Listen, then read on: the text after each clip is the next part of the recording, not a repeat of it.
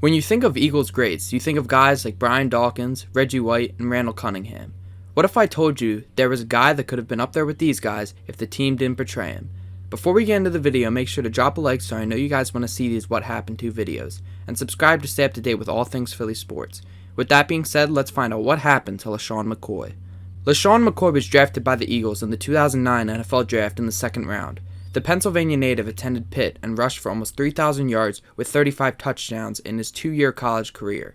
Shady was not only an elusive running back, he could make some plays on the receiving end as well. In college, he caught 65 passes for 549 yards, with one touchdown to go along with that. Being from Pennsylvania and going to Pitt allowed Philly to take a closer look into McCoy, which led him being drafted by his hometown team. Upon being drafted, LeSean McCoy signed a 4-year, $3.72 million contract, which included $1.72 million of that being guaranteed. Shady's debut came in Week 3 of his rookie season in a game against the Kansas City Chiefs. This was in part due to Brian Westbrook being put on injured reserve. He scored his first career touchdown in this game. His first start came on November 1st, 2009 in a game against the New York Giants. In this game, he ran for 82 yards on 11 carries as well as 10 yards on 2 catches. On December 20th, in a game against the San Francisco 49ers, Shady broke the all-time Eagles rookie rushing record with 606 yards on the year. Overall, in the 2009 season, he finished with 637 rushing yards, 4 touchdowns, and 40 catches for 308 receiving yards. In his playoff debut that year, he ran for 24 yards on 5 carries in a 34-14 loss against the Dallas Cowboys. Going into the 2010 season, head coach Andy Reid gave McCoy a lot of praise.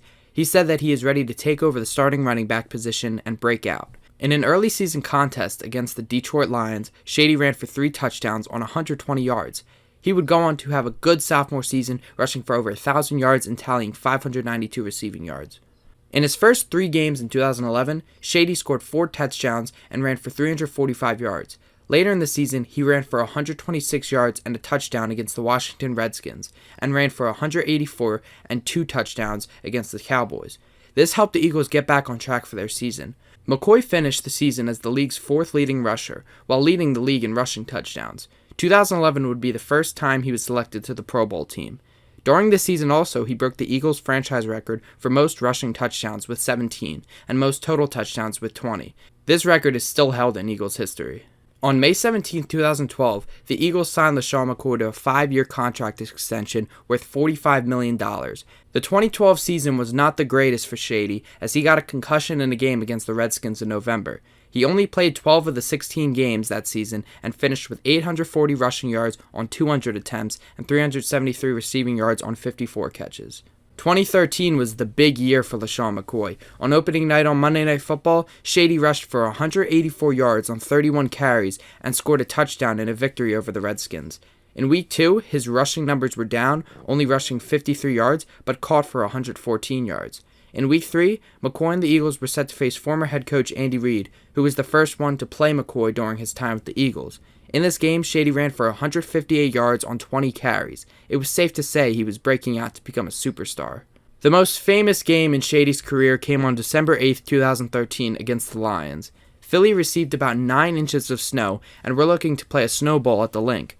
The Birds went down 14-0, but this is where Shady took off. He finished the game with 217 rushing yards on 29 carries, which broke the franchise record of rushing yards in a game, which was 207. Along with his monster rushing game, he scored 2 touchdowns to help propel the Eagles to a 34-20 victory. LeSean McCoy's monster season continued. In Week 17 against the Dallas Cowboys, he broke Wilbert Montgomery's Eagles regular season rushing record and Brian Westbrook's record of most yards from scrimmage. He finished the season with 1,607 rushing yards on 314 attempts, which he led the league in both of those categories. He was also the all-purpose yards leader with 2,146. He even led the league in yards per game with 100.4. McCoy was named to the Pro Bowl again, came in second for Offensive Player of the Year behind Peyton Manning, and was an All-Pro. Shady looked like an Eagles legend in the making. You would think that after coming off a season like that in 2013, LeSean McCoy would come back and be just as strong, right? You would be right in most cases. Shady rushed for 1,319 yards on 312 carries in the 2014 season, which was 3rd highest in the league. He even broke the Eagles' all-time rushing yards record with 6,792. Nothing was stopping Shady, except a man named Chip Kelly. Chip Kelly took over the head coaching job for Andy Reid in 2013, and it seemed to go well at first. Kelly was a good college head coach, so he was bound to get a position for an NFL coaching job. The Eagles gave Kelly a little bit too much control over the team, however. One of the more shocking moves he made to start was cutting Pro Bowl wide receiver DeSean Jackson after the 2013 season. There was really no reason for him to be cut after him having an amazing season and even making the Pro Bowl. Kelly's reason was that he didn't fit the culture of the Eagles organization. Jackson was not the only guy Kelly did this to. He basically blew up the entire team after the 2014 season. He refused to pay other star receiver Jeremy Maclin, traded Nick Foles after being a Pro Bowler the year before, and traded their star running back LeSean McCoy to the Bills for absolutely nothing. His reason for doing this was that these players were not fit for the team. This reason was total BS because these guys captured what Philly is. Nick Foles showed that later in his career when he returned and won the Eagles their first Super Bowl, and McCoy, Jackson, and Maclin all had that Philly mentality. These moves led to Chip Kelly being fired during the 2015 season. That offense would have been crazy in Philadelphia, but Chip Kelly ruined the chances of that ever happening. LeSean McCoy would go on to have a successful rest of his career, earning 3 Pro Bowl honors in Buffalo and winning 2 Super Bowls in his final 2 seasons with the Chiefs and the Buccaneers. If the Eagles were being managed well while Shady was in Philly, he would have played his entire career here. He has even expressed his dislike for Chip Kelly for trading him out of the city and basically betraying him. He could have been one of the best players in Eagles franchise history, but he was never given the chance. That is what happened to LeSean McCoy.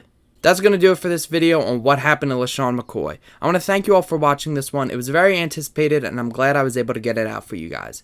Please let me know what videos you guys want to see next. This can include what happened to videos, prospect breakdowns, and just news about the Philly sports. I plan to make a video on the Sixers hire of Nick Nurse within the next couple days, so stay tuned for that. Make sure to like so I know you guys like these videos, and subscribe so you stay up to date with all things Philly sports. That's going to do it for me, and I'll see you guys in the next video.